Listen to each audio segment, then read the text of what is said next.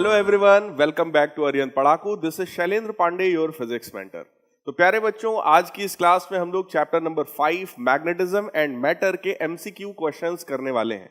जैसा कि मैं आपको हर चैप्टर का टर्म 1 के हर चैप्टर के एमसीक्यू क्वेश्चंस करवा रहा हूं, तो आइए चैप्टर नंबर 5 की आज हम लोग बात करते हैं, मैग्नेटिज्म एंड मैटर। सबसे पहली बात यहां पर हम लोग को ये पता होना चाहिए कि कौन कौन से टॉपिक्स हमारे सिलेबस से हट गए हैं, मतलब आसान चीजों पर आते हैं, है ना, कि जिसको हमें पढ़ना ही नहीं है। तो सबसे पहली चीज प्यारे बच्चों ये है magnetic field intensity due to magnetic dipole. किसी भी मैग्नेटिक डाइपोल यानी कि बार मैग्नेट की एक्सियल पोजीशन और इक्वेटोरियल पोजीशन पर जो हम लोग मैग्नेटिक फील्ड डिराइव करते थे, वो हम लोग को इस बार नहीं पढ़ना है। Torque on magnetic dipole that is bar magnet in uniform magnetic field, तो टॉर्क के बारे में भी नहीं पढ़ना है। टाउ बराबर mb sin थीटा, ये नहीं पढ़ना है हम लोगों को। Paramagnetic, diamagnetic and ferromagnetic substances with examples, ये भी आपको नहीं पढ़ना है। Electromagnets and factors affecting their strength, permanent magnets, ये सारी चीजें प्यारे बच्चों हम लोग को नहीं पढ़ना है, जो कि एक काफी बड़ा पोर्शन है जो आपके सिलेबस से हटा दिया गया है। तो ये आपके लिए इजी हो गया है इस चैप्टर में। अब आइए हम लोग अपने सबसे पहले और बहुत बढ़िया से एक क्वेश्चन की तरफ बढ़ते हैं। आइए देखते हैं इस क्वेश्चन में हमसे क्या कहा जा रहा है। इस क्वेश्चन में हमसे बोला जा रहा है b square upon mu not has the unit of energy, energy density, potential और कैपेसिटी। आप लोग भी सोचिए भाई, आप वीडियो को पॉज करके आप लोग भी सॉल्व कर सकते हैं। बहुत ही आसान सा क्वेश्चन है, बट ऐसे क्वेश्चंस बोर्ड एग्जामिनेशन में अक्सर पूछ दिए जाते हैं। B square upon mu naught का यूनिट देखना है प्यारे बच्चों। तो सबसे पहले बी यानी कि मैग्नेटिक फील्ड के यूनिट के बारे में सोचो। तो अगर हम लोग आसान इसको बनाना चाहते हैं तो फोर्स का एक फॉर्मूला आप लोगों ने पढ़ रखा है, I B L sine theta. Sine theta तो डायमेंशन लेस होता है, यूनिट लेस होता है, तो हम लोग यहां से मैग्नेटिक फील्ड को लिख सकते हैं एफ अपॉन आई एल। तो प्यारे बच्चों, आप लोग सोच सकते हैं मैग्नेटिक फील्ड का यूनिट क्या हो गया, न्यूटन पर एम्पियर मीटर। तो ये एक यूनिट हो गया मैग्नेटिक फील्ड का। अब आइए आगे बढ़ते हैं, हम लोग देखते हैं म्यू नॉट का फॉर्मूला क्या होगा, इसका यूनिट क्या होगा। तो उसके लिए हमारे पास बायट-सेवर्ट लॉ है। बायट-सेवर्ट लॉ कहता है dB is equal to mu naught upon 4 pi I D L sine theta by R square. Sine theta यहां से भी मैंने हटा दिया है क्योंकि ये भी हमारा डायमेंशन लेस होता है, यूनिट लेस होता है। तो प्यारे बच्चों, ये जो dB है यानी कि मैग्नेटिक फील्ड है, हमें यहां से इसका यानी कि म्यू नॉट का हमको यूनिट चाहिए। तो म्यू नॉट को हम लोग यहां पर देख सकते हैं प्यारे बच्चों, म्यू नॉट को सिंपल हम लोग निकाल सकते हैं। डीबी यानी कि मैग्नेटिक फील्ड को हम लोग लिख सकते हैं न्यूटन पर एम्पियर मीटर। म्यू नॉट का हमको यूनिट निकालना है, आई यानी कि करंट एम्पियर, डीएल यानी कि मीटर, और आर स्क्वायर मतलब डिस्टेंस का स्क्वायर, तो मीटर स्क्वायर। मीटर से मीटर हो जाएगा कैंसिल। यहां से आप लोग देख सकते हैं प्यारे बच्चों, म्यू नॉट का जो यूनिट है दैट विल बिकम न्यूटन। एक मीटर से ये मीटर भी कैंसिल हो रहा है, तो ये बन जाएगा आपका न्यूटन पर एम्पियर स्क्वायर। न्यूटन पर एम्पियर स्क्वायर प्यारे बच्चों म्यू नॉट का यूनिट है। अब आप सोचो B square upon mu naught हमको चाहिए, तो बी यानी कि न्यूटन पर एम्पियर मीटर का square divided by mu naught. Mu naught का यूनिट हम लोगों ने निकाला है न्यूटन पर एम्पियर स्क्वायर। तो आप लोग बहुत इजीली, बहुत सिंपली देख सकते हैं, एम्पियर का स्क्वायर यहां भी है, एम्पियर का स्क्वायर यहां भी है प्यारे बच्चों, कैंसिल हो जाएगा। क्या बचेगा, ये देखिए न्यूटन का स्क्वायर और एक न्यूटन और है, तो वो भी कैंसिल होगा, तो सिर्फ एक न्यूटन बचेगा। डिवाइडेड बाई मीटर स्क्वायर, क्योंकि ये देखिए मीटर है और ये स्क्वायर लगा है, तो मीटर स्क्वायर। अल्टीमेटली ये जो क्वांटिटी आपके पास है B square by mu naught, इसका यूनिट मेरे पास आया न्यूटन पर मीटर स्क्वायर। सोचो न्यूटन पर मीटर स्क्वायर एनर्जी का यूनिट है, एनर्जी डेंसिटी है, पोटेंशियल है या कैपेसिटी है।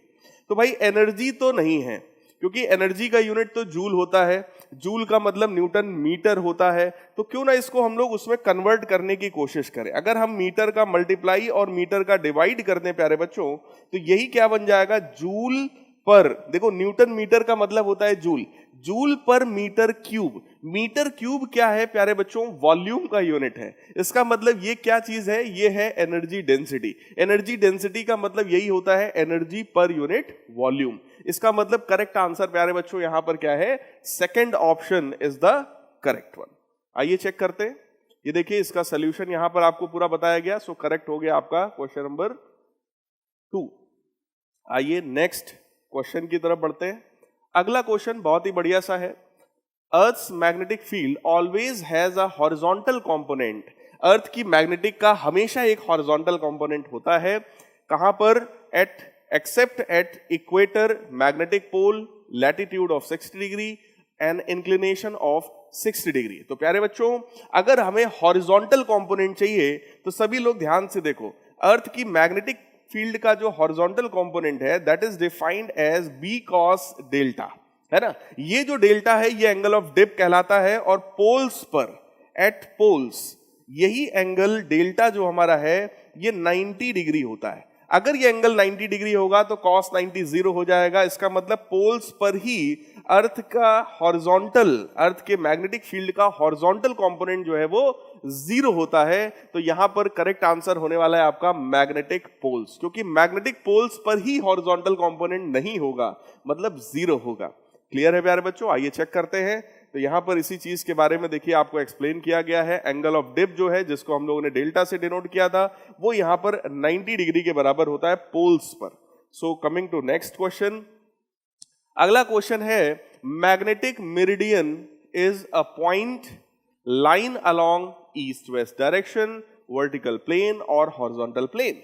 मैग्नेटिक मेरिडियन क्या होता है? तो प्यारे बच्चों, मेरिडियन का मतलब होता है एक वर्टिकल प्लेन, जो कि अर्थ के अंदर जो मैग्नेट हम अज्यूम करते हैं उस मैग्नेट के नॉर्थ और साउथ पोल से पास हो रहा हो। So it is a vertical plane प्यारे बच्चों। तो यहां पर केवल वर्टिकल प्लेन वाला ऑप्शन करेक्ट है। ना तो ये एक पॉइंट है, ना तो ये हॉरिजॉन्टल प्लेन है, ना ही इसका डायरेक्शन ईस्ट वेस्ट डायरेक्शन में होता है। तो प्यारे बच्चों, फर्स्ट थर्ड करेक्ट नहीं है, फर्स्ट सेकंड करेक्ट नहीं है, third is correct, only third is correct. So correct option यहां पर प्यारे बच्चों कौन सा है? हमारा सी ऑप्शन, यानी कि ये थर्ड वाला जो है यही हमारा करेक्ट है। आइए चेक करते हैं। देखिए यही हमारा करेक्ट है। तो यहां पर आप खुद चेक कर सकते हैं, it is the vertical plane. जो मैग्नेटिक मेरिडियन होता है वो एक वर्टिकल प्लेन है, passing through magnetic north and south poles of the earth. Magnetic north और साउथ पोल से पास होने वाला ये एक वर्टिकल प्लेन होता है प्यारे बच्चों। ये एक थ्योरेटिकल डेफिनेशन है जिस पर बेस्ड आपसे ये प्यारा सा क्वेश्चन बनाया गया। अब देखिए नेक्स्ट क्वेश्चन हमारा है, the electric and magnetic field lines differ in that electric lines of force are closed curves while magnetic lines are not. पहला ऑप्शन। दूसरा है, magnetic field lines are closed while electric lines are not. Electric lines of force can give direction to the electric field while magnetic field lines cannot. तो प्यारे बच्चों देखो, electric lines of force closed curve है, ऐसा तो होता नहीं है। इलेक्ट्रिक फील्ड लाइंस हमेशा ओपन कर्व होता है, पॉजिटिव चार्ज से निकलता है और निगेटिव चार्ज पे जाके टर्मिनेट हो जाता है। क्लियर? अब आते हैं magnetic field lines are closed while electric field lines are not. ये ऑप्शन तो सही दिखाई पड़ रहा है मुझे।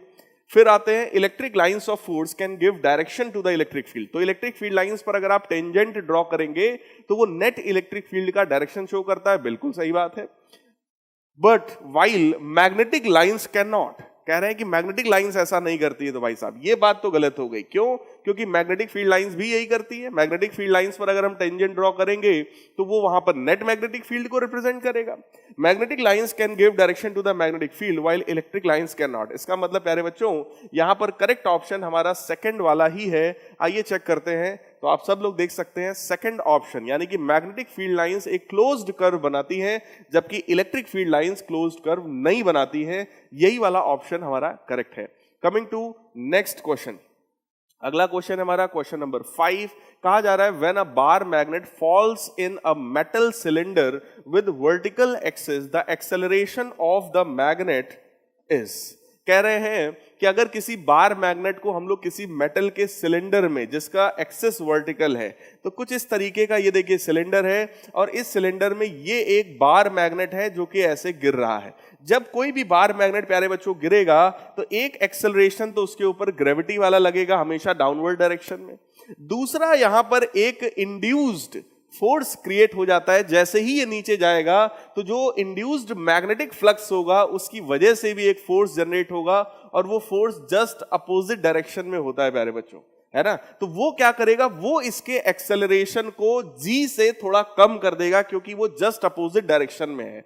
ये एक्चुअली आप देखेंगे तो ये लेंज लॉ के थ्रू डिफाइन किया जाता है जो कि हमारे नेक्स्ट चैप्टर में है, बट इस चैप्टर में भी कई बार इस क्वेश्चन को कंसीडर कर लिया जाता है। तो प्यारे बच्चों, अगर ये बार मैग्नेट यहां पर गिरेगा तो इस सिलेंडर के अंदर जो मैग्नेटिक फ्लक्स है जो इसके थ्रू पास होगा वो चेंज होगा। मैग्नेटिक फ्लक्स अगर चेंज होता है प्यारे बच्चों तो वहां पर इंड्यूस्ड ईएमएफ आता है, इंड्यूस्ड करंट आता है, जिसकी वजह से एक इंड्यूस्ड फोर्स भी आता है, और वो इंड्यूस्ड फोर्स अपोजिट डायरेक्शन में होता है। मतलब वो इस होने वाले प्रोसेस का जो कॉज है उस कॉज को अपोज करता है according to Lenz law.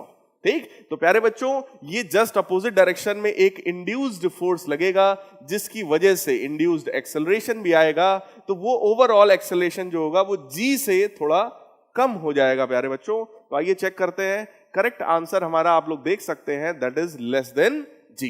The induced magnetic flux in the cylinder opposes the motion of the magnet, so it moves with acceleration less than g. यही बात मैंने आपको यहां पर समझाई है। आइए प्यारे बच्चों, बहुत बढ़िया ये क्वेश्चन था। नेक्स्ट क्वेश्चन देखते हैं हम लोग। नेक्स्ट क्वेश्चन में कहा जा रहा है a steel wire of length L has magnetic moment M। तो बहुत अच्छी बात है, ये एक स्टील वायर है जिसका लेंथ L है और इसका मैग्नेटिक मूवमेंट प्यारे बच्चों M है। मैग्नेटिक मूवमेंट जो होता है that is QM multiplied by L, इसके बराबर होता है प्यारे बच्चों। ठीक है, अब आगे देखते हैं हम लोग। It is then bent into a semi circular arc, then new magnetic movement of the arc is. कह रहे हैं कि अगर इसको हम लोग एक सेमी सर्कुलर आर्क के रूप में बेंड कर दें तो अब इसका नया मूवमेंट क्या होगा। तो प्यारे बच्चों, नया movement let us suppose m dash होगा। अगर आपने इसको बेंड कर दिया है तो भी पोल स्ट्रेंथ पर तो कोई फर्क नहीं पड़ेगा, लेकिन प्यारे बच्चों इस बार हमको ये डिस्टेंस चाहिए। ये डिस्टेंस आप लोग देख सकते हैं कितनी है। अभी तक ये जो लेंथ L थी उसी लेंथ को अब सेमी सर्कल बना दिया गया, मतलब ये जो L है this is equal to pi R. तो प्यारे बच्चों यहां से आपको रेडियस मिल जाएगा L अपॉन पाई, और अगर रेडियस मिल जाएगा तो ये देखो ये क्या है, ये क्या है प्यारे बच्चों, ये डायमीटर है। और अगर ये डायमीटर है तो आप कहेंगे sir that is 2 times L upon pi. तो प्यारे बच्चों आप देख सकते हैं QM इंटू L की वैल्यू कैपिटल M के बराबर है, so this is equal to 2M upon pi. इसका मतलब जो नया डाइपोल मूवमेंट आएगा वो 2M अपॉन पाई के बराबर आएगा। आइए चेक करते हैं, 2M अपॉन पाई, ये ऑप्शन नंबर 2 है हमारा। आइए चेक करते हैं करेक्ट आंसर हमारा क्या है।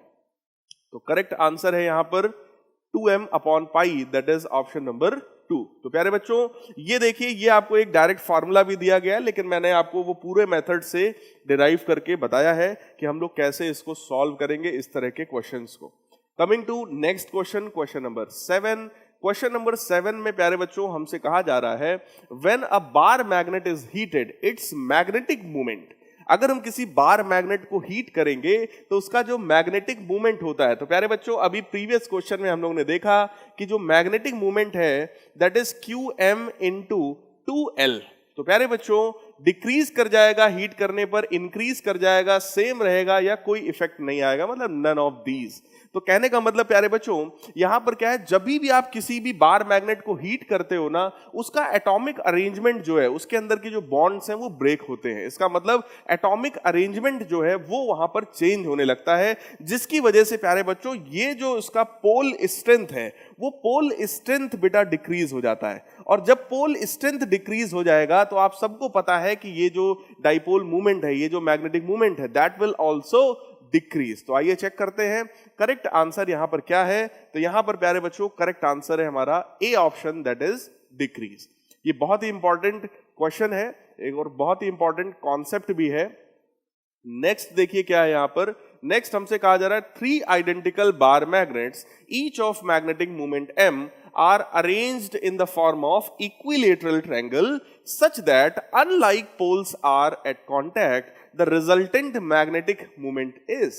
हमसे कहा गया 3 हमारे पास बार मैग्नेट हैं जिनके अनलाइक पोल्स को हम लोगों ने इस तरीके से किया। तो ये साउथ है, ये नॉर्थ है, फिर से ये साउथ है, इसका नॉर्थ है, इसका साउथ है, इसका नॉर्थ है।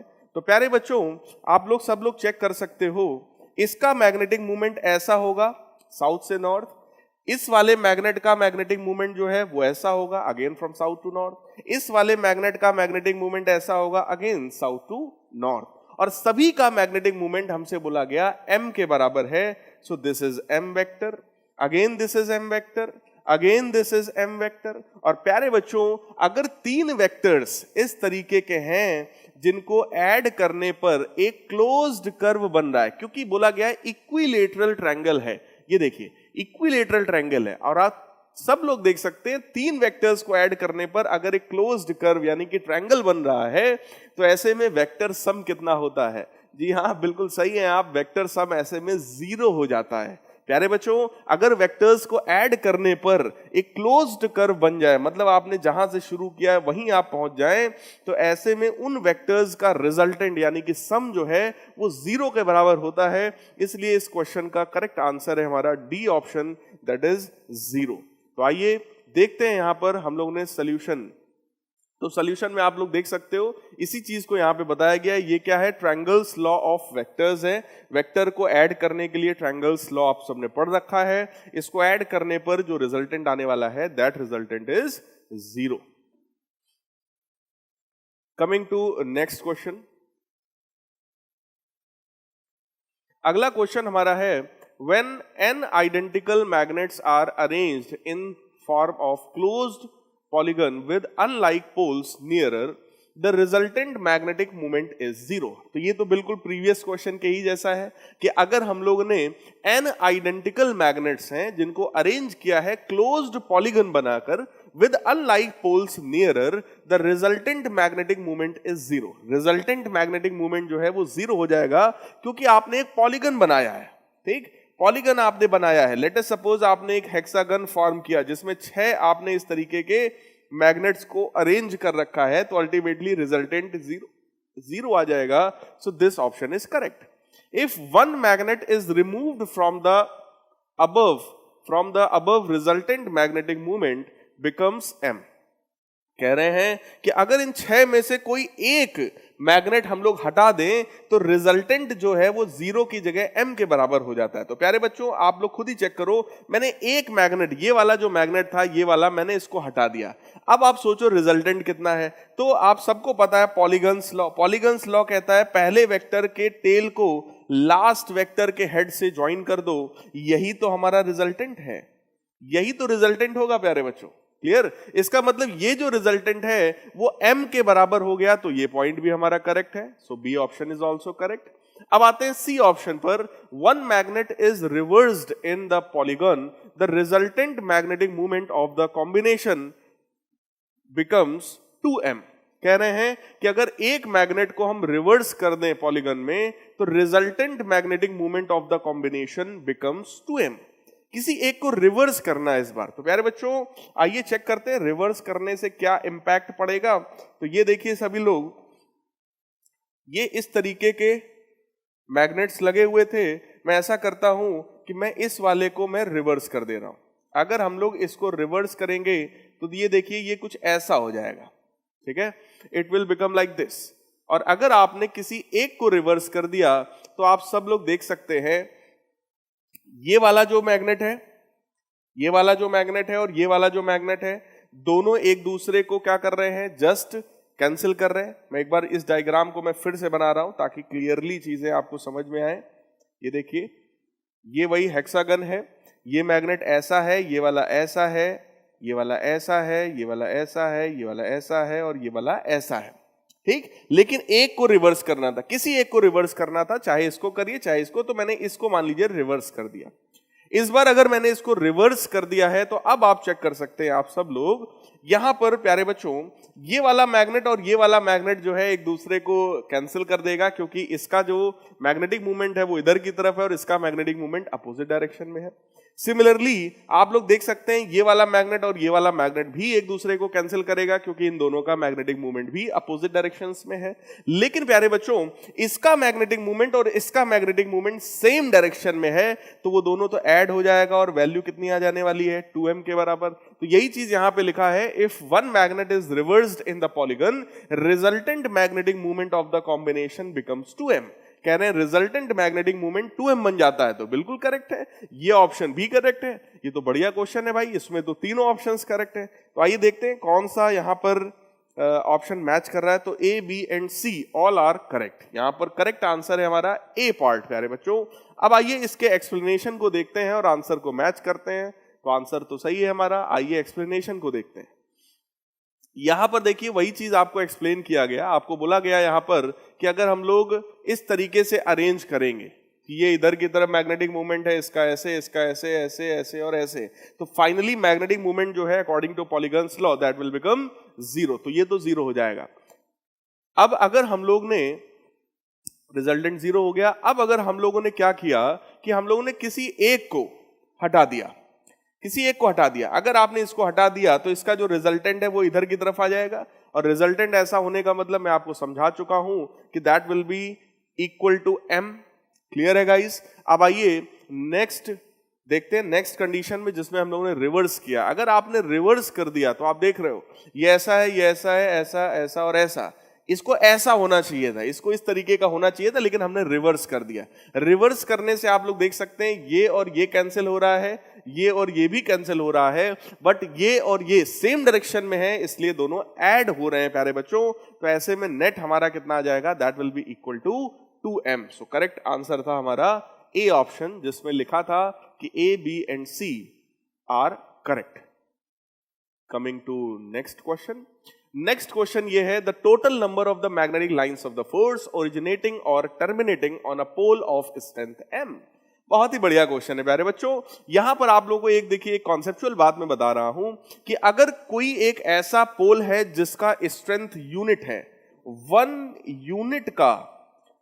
यूनिट अगर पोल स्ट्रेंथ होता है तो इसका मतलब क्या है? 1 यूनिट पोल स्ट्रेंथ का मतलब प्यारे बच्चों ये होता है कि इस पोल से mu naught number of magnetic field lines, number of magnetic field lines initiate और टर्मिनेट हो सकती है। ठीक है, इसका मतलब यूनिट पोल स्ट्रेंथ जब होता है तो mu naught number of magnetic field lines होती हैं। तो अगर m है मैग्नेटिक पोल स्ट्रेंथ, तब ऐसे में mu naught m will be equal to the number of lines originating और टर्मिनेटिंग। तो कहने का मतलब प्यारे बच्चों यहां पर करेक्ट आंसर हमारा है डी ऑप्शन, जिसमें है म्यू नॉट m। ये बहुत ही इंपॉर्टेंट है।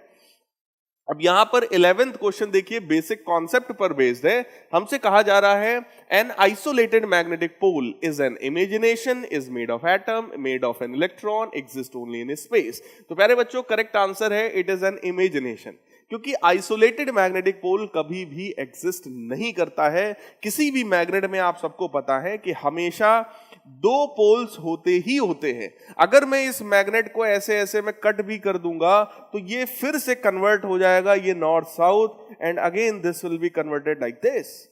इसका मतलब मैग्नेट को तोड़ते ही वो तुरंत नॉर्थ साउथ और नॉर्थ साउथ, इसका मतलब 2 इंडिविजुअल मैग्नेट्स में कन्वर्ट हो जाता है। यहां से पता चलता है कि isolated magnetic pole does not exist, एक अकेला पोल कभी भी एग्जिस्ट नहीं करता है। So this is an imagination. आइए नेक्स्ट क्वेश्चन की तरफ बढ़ते हैं प्यारे बच्चों। अगला क्वेश्चन हमारा है the force between two magnetic poles when their pole strength and distance between them are both doubled will be। कह रहे हैं कि 2 मैग्नेटिक पोल्स के बीच का कितना फोर्स होगा अगर उसके डाइपोल स्ट्रेंथ, उसके पोल स्ट्रेंथ को भी हम डबल कर दें और उसके बीच के डिस्टेंस को भी हम डबल कर दें। सो गाइज यहां पर हमारे पास जो फोर्स का फार्मूला होता है that formula is mu naught upon 4 pi m1 m2 upon R square. ये फार्मूला होता है exactly like Coulomb's law. Actually इसको हम लोग कूलम्स लॉ ऑफ मैग्नेटिज्म भी कहते हैं। तो ये बताता है कि अगर पोल स्ट्रेंथ जो है वो m1 m2 के बराबर है और डिस्टेंस उनके बीच का r है तो फोर्स कुछ ऐसा होता है। हमसे क्वेश्चन में कहा गया कि ये जो पोल स्ट्रेंथ है और ये जो डिस्टेंस है दोनों को डबल किया गया। इसको अगर आप डबल करोगे तो m1 m2 4 टाइम्स हो जाएगा गाइस, और आर स्क्वायर, आर को भी डबल करोगे तो 2r का होल स्क्वायर कितना होगा guys, 4r square.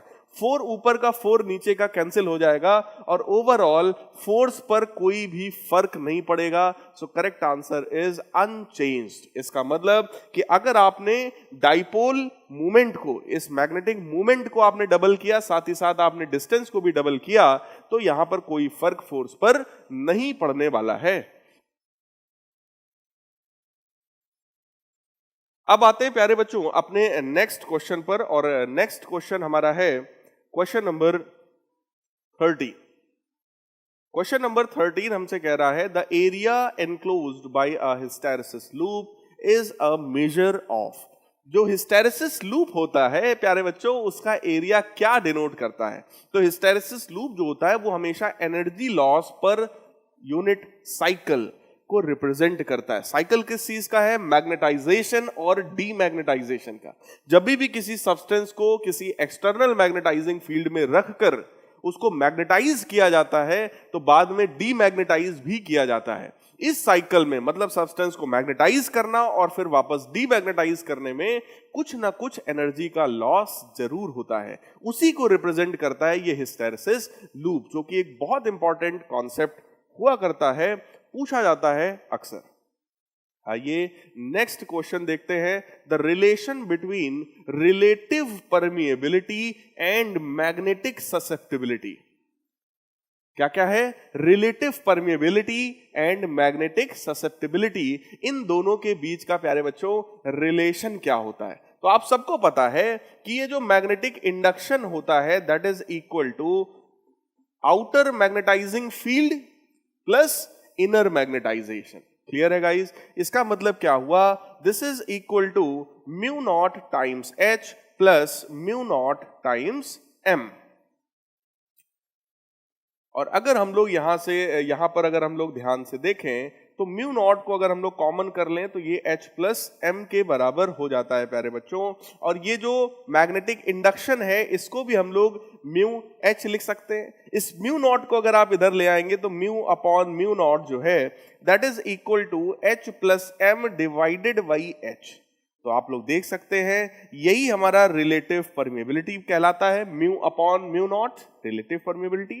H by H 1 हो जाएगा प्लस M बाई H जो होता है इसी को हम लोग मैग्नेटिक ससेप्टिबिलिटी बोलते हैं। तो प्यारे बच्चों हमारे पास रिलेशन होता है relative permeability is equal to 1 plus magnetic susceptibility. So correct answer is mu R is equal to 1 plus magnetic susceptibility.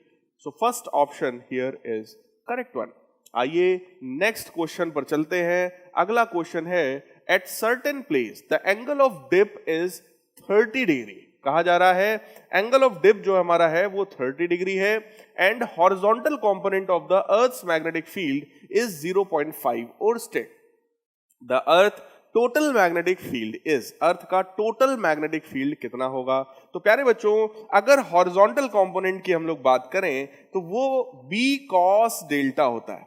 तो यहां पर अगर हमें ये पता है 0.5 that is equal to total magnetic field b, और cos 30 की वैल्यू अगर हम लिखेंगे दैट विल बी √3/2। ये जो 0.5 है ये भी 1/2 है और ये वाला 2 दोनों हो जाएगा कैंसिल।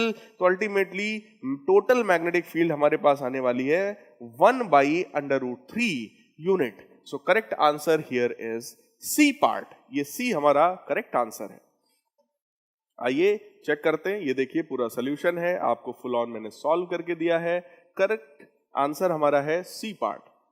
अब आते हैं क्वेश्चन नंबर 16 पर। क्वेश्चन नंबर 16 है a line joining places of equal dip is called aclinic, isoclinic, isodynamic और isogonal। तो प्यारे बच्चों यहां पर हम लोग isoclinic कहते हैं। अगर इक्वल डिप एंगल को अगर हम लोग मिलाने वाली लाइन के बारे में देखें तो वो लाइन पूरे अर्थ पर कहलाती है आइसोक्लिनिक लाइन। ये आपको टोटली लर्न करने वाली चीज है, इसको दिमाग में एकदम सेट कर लीजिएगा। इस तरह के 4-5 क्वेश्चंस बन सकते हैं और वो सारे ही क्वेश्चंस मैंने आप लोग के लिए रखे हैं। तो आइए नेक्स्ट क्वेश्चन देखते हैं। नेक्स्ट क्वेश्चन हमारा क्या है? नेक्स्ट क्वेश्चन में हमसे कहा जा रहा है line joining places of zero dip. अगर जीरो डिप, वहां पर क्या था? सेम डिप एंगल था। यहां पर क्या है कि एंगल कितना है? 0 है। इसका मतलब जीरो डिप वाली सारी लाइंस को मिलाने वाले, सारे पॉइंट्स को मिलाने वाली लाइन को हम क्या बोलेंगे? उसको हम लोग बोलेंगे ए क्लिनिक, उसको आइसोक्लिनिक, तो इसका नाम क्या है? Aclinic. So correct answer here is aclinic. Next question आते हैं। मैंने इस तरह के 5 क्वेश्चंस थे और मैंने वो सारे क्वेश्चन रख दिए हैं आपके लिए ताकि आपको किसी भी तरह का कोई भी कंफ्यूजन प्यारे बच्चों न रहे। A line joining places of equal declination is called aclinic, isoclinic, isodynamic और isogonal। So प्यारे बच्चों, equal declination angle वाले पॉइंट्स को मिलाने वाली जो लाइन है वो लाइन कहलाती है आइसोगोनल लाइन। क्लियर है गाइस? आइए नेक्स्ट क्वेश्चन को देखते हैं, इसको दिमाग में सेट करिएगा आप लोग। Line joining places of zero declination, zero declination वाली अगर पॉइंट्स को हम लोग, प्लेसेस को हम लोग मिला रहे हैं तो उसको हम लोग क्या बोलते हैं? दैट इज नोन एज, उस लाइन का नाम होता है प्यारे बच्चों एगोनिक लाइन। वहां पर ए क्लिनिक था, यहां पर क्या है? Agonic line. Next question guys, next question है क्वेश्चन नंबर 20 और क्वेश्चन नंबर 20 हमारा है a line joining places of equal horizontal field. ये जो हॉरिजॉन्टल फील्ड है, ऐसे horizontal field, same horizontal field वाले प्लेसेस को मिलाने वाली जो लाइन है प्यारे बच्चों वो आइसोडायनेमिक लाइन कहलाती है। That is known as isodynamic line.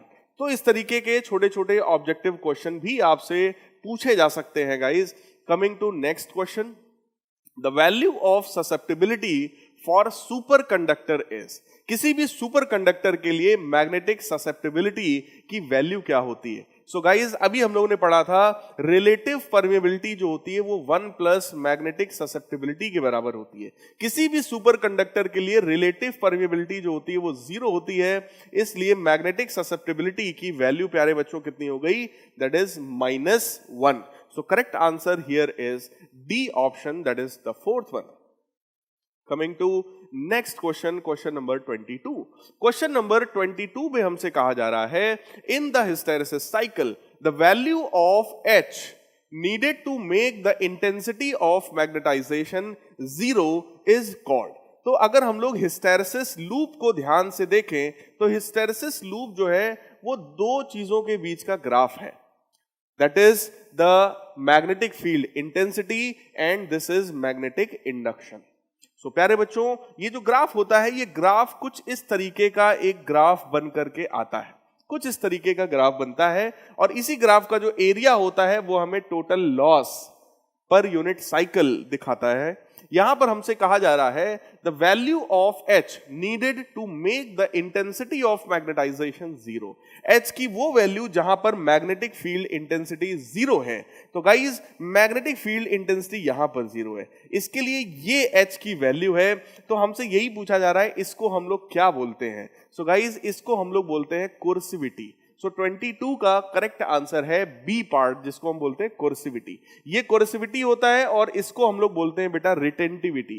Retentivity का मतलब क्या है कि जब हमने ये एक्सटर्नल मैग्नेटाइजिंग फील्ड को 0 किया उसके बाद भी कुछ ना कुछ मैग्नेटिक इंडक्शन बच जाता है। तो ये है हमारा रिटेंटिविटी, जबकि ये हमारा कहलाता है एच, जिसको हम बोलते हैं coercivity. So correct answer here is B part, कोर्सिविटी।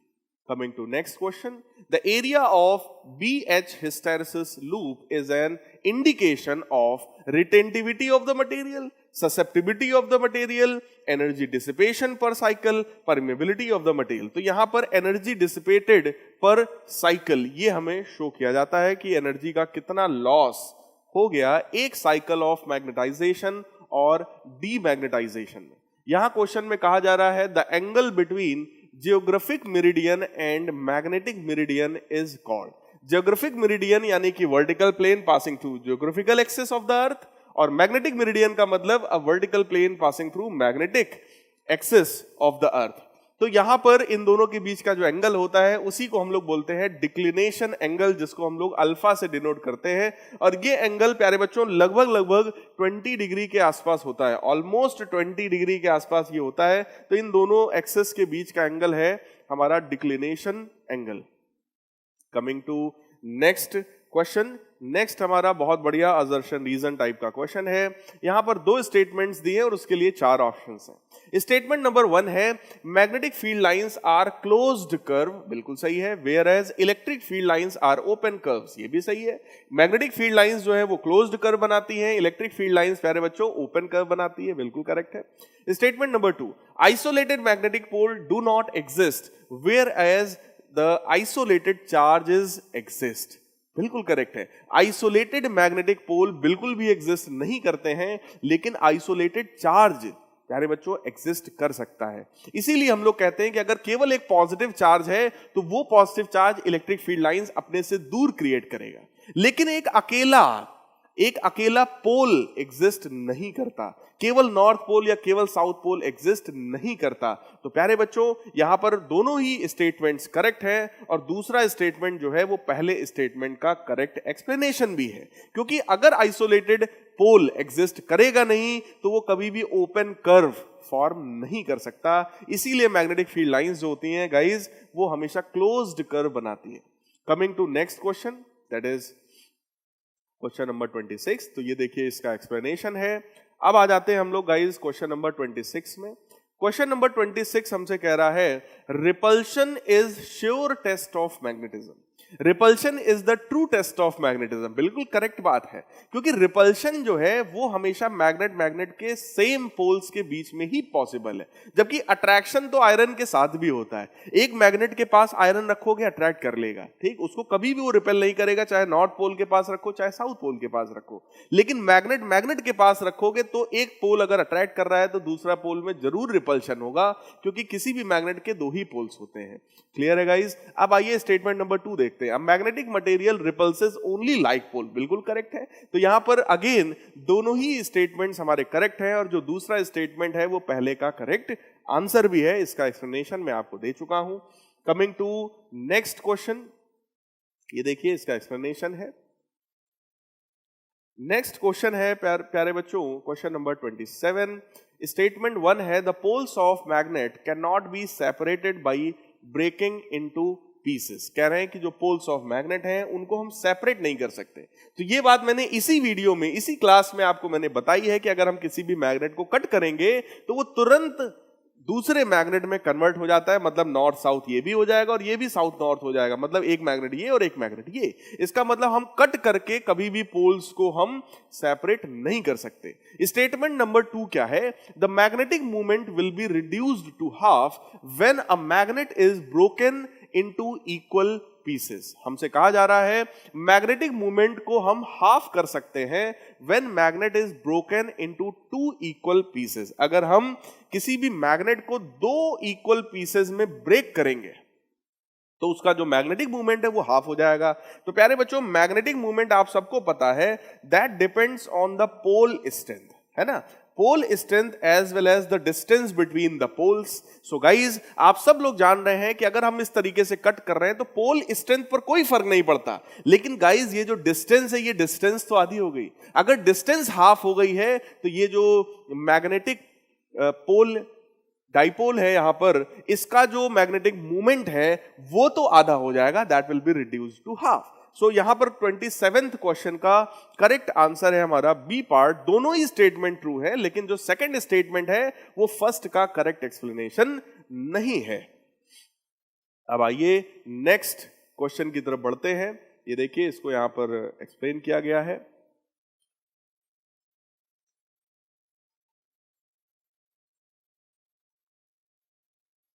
Next है if the total magnetic field due to earth is 28 ampere per meter then total magnetic induction due to the earth is. कह रहे हैं अर्थ की वजह से टोटल मैग्नेटिक इंडक्शन कितना होगा।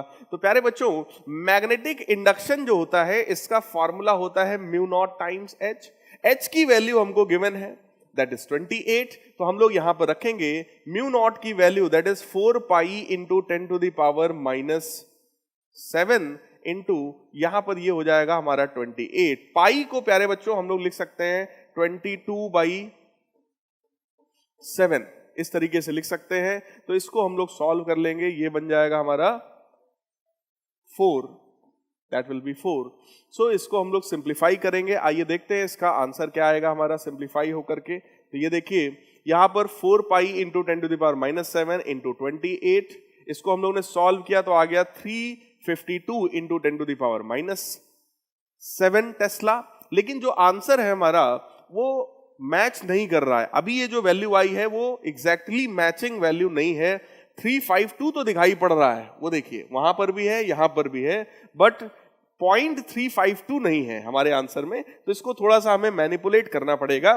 Tesla में तो आंसर मैच नहीं कर रहा है, गॉस में चेक करते हैं तो 1 टेस्ला जो होता है वो 10 टू द पावर 4 गॉस के बराबर होता है गाइस। तो यहां पर देखिए क्या किया गया है, 10 की पावर 4 से डिवाइड किया गया और वैल्यू जो हमारी आई है वो 0.352 गॉस। तो आप लोग इस बात को ध्यान रखिएगा, 1 tesla is equal to 10 to the power 4 gauss होता है। इसी फॉर्मूले का यूज करके हम लोगों ने यूनिट्स को इंटरचेंज कर लिया है। सॉरी, तो हमारा करेक्ट आंसर आ गया है थर्ड वाला, दैट इज 0.352 गॉस। ये देखिए, so C option is correct one. Next question है हमारा, सेकंड लास्ट क्वेश्चन है। इस क्वेश्चन में हमसे कहा जा रहा है the magnetizing field of 1600 ampere per metre. इसका मतलब H की वैल्यू हमको गिवन है 1600 ampere per metre, produces a magnetic flux of 2.512 into 10 to the power -5 weber in iron bar of cross sectional area. तो हमको एरिया भी पता है, the susceptibility of the iron bar is. इस तरीके के क्वेश्चंस फार्मूला पर बेस्ड गाइज आपसे पूछे जा सकते हैं। तो सबसे पहला काम तो आपको ये पता होना चाहिए कि ये जो मैग्नेटिक फ्लक्स होता है, this magnetic flux is equal to magnetic field multiplied by area. Magnetic field की वैल्यू हमको प्यारे बच्चों आप लोग देख सकते हैं हमको गिवन है। ये देखिए यहां पर मैंने आपके लिए सॉल्व कर दिया है। मैग्नेटिक फ्लक्स की वैल्यू जो हमारे पास है वो गिवन है। मैग्नेटिक फ्लक्स हमको पता है 2.512 इंटू 10 टू द पावर -5, ये फ्लक्स हो गया। डिवाइडेड बाई एरिया भी हमको पता है, that is 0.2 centimetre square. Centimetre square को मीटर में जब हम लोग कन्वर्ट करेंगे तो 10 टू द पावर -4 से हम उसको मल्टीप्लाई करेंगे। और यहां से हम लोगों ने मैग्नेटिक इंडक्शन निकाल लिया। मैग्नेटिक इंडक्शन निकाल लिया है, जबकि हमको जो गिवन था वो हमको गिवन था मैग्नेटाइजिंग फील्ड, यानी कि हमको H पता था, और हमने B निकाल लिया है। अब B और H के बीच का रिलेशन गाइज आप सब लोग बहुत अच्छे से जानते हैं, that is B is equal to mu times H। Mu क्या है? Permeability of the medium. और क्योंकि यहां पर बात कर रहे हैं आयरन की, इसलिए उस सब्सटेंस की यानी कि आयरन की जो परमिबिलिटी है that is mu not into mu R. Mu R क्या है? Relative permeability for iron. Mu not क्या है? परमिबिलिटी ऑफ द वैक्यूम और फ्री स्पेस। तो ये सारी वैल्यूज जैसे ही हम लोग उठा करके रखेंगे आप लोग देख सकते हैं, इसको सॉल्व करने पर रिलेटिव परमिबिलिटी हम लोगों ने यहां से निकाली है और वो रिलेटिव परमिबिलिटी हमको मिल गई 624.43। लेकिन गाइस क्वेश्चन में हमको रिलेटिव परमिबिलिटी नहीं निकालनी थी, हमको तो ससेप्टिबिलिटी की वैल्यू निकालनी थी। ससेप्टिबिलिटी और रिलेटिव परमिबिलिटी में आप सबको पता है रिलेशन होता है कि relative permeability is equal to 1 plus magnetic susceptibility. So guys यहां से आप देख सकते हैं कि अगर हम म्यू आर में से 1 घटा दें, इस 1 को इधर ले आए, सबट्रैक्ट कर दें, तो we will get the value of magnetic susceptibility. So that will be 623.43। So correct matching option is A part. आइए चेक करते हैं। ये देखिए यही काम यहां पर किया है। इस तरह के क्वेश्चंस बहुत इंपॉर्टेंट और बहुत अच्छे क्वेश्चंस हैं, आपसे पूछे जा सकते हैं। Coming to last question of this chapter, अगला क्वेश्चन हमारा है, नेक्स्ट क्वेश्चन में हमसे कहा जा रहा है at a given place on the earth surface the horizontal component of the magnetic field. Horizontal component हमको पता है जिसको हम लोग B cos डेल्टा भी कहते हैं, उसकी वैल्यू हमको पता है 3.2 into 10 to the power -5 tesla. And resultant magnetic field यानी कि ये भी हमको पता है गाइस, इस बार हमको ये भी पता है that is 6.4 into 10 to the power -5 tesla, हमको ये भी पता है। हमसे कहा जा रहा है the angle of dip at that place is very simple. तो यहां से गाइज हम लोग cos डेल्टा निकाल सकते हैं। 10 की पावर -5 से 10 की पावर -5 कैंसिल, 3.2 से 6.4 कैंसिल करेंगे, 2 आएगा, 2 इधर जाएगा, 1/2 बनेगा। इसका मतलब ये जो डेल्टा है दिस इज 60 डिग्री, यानी कि ये जो एंगल डिप है डिप एंगल जो है यहां पर that is 60 degree. So correct answer here is B part. So प्यारे बच्चों, ये मैंने आपको सारे क्वेश्चंस यानी कि 30 क्वेश्चंस इस चैप्टर के करके दिखाए हैं। इसी तरीके से आप लोग भी क्वेश्चंस की ढेर सारी प्रैक्टिस करिए ताकि कोई भी क्वेश्चन जो टर्म 1 बोर्ड एग्जामिनेशन में आने वाला है आपसे बिल्कुल भी गलत ना हो। So goodbye guys, take care, पढ़ते रहें और सभी लोग खुश रहें।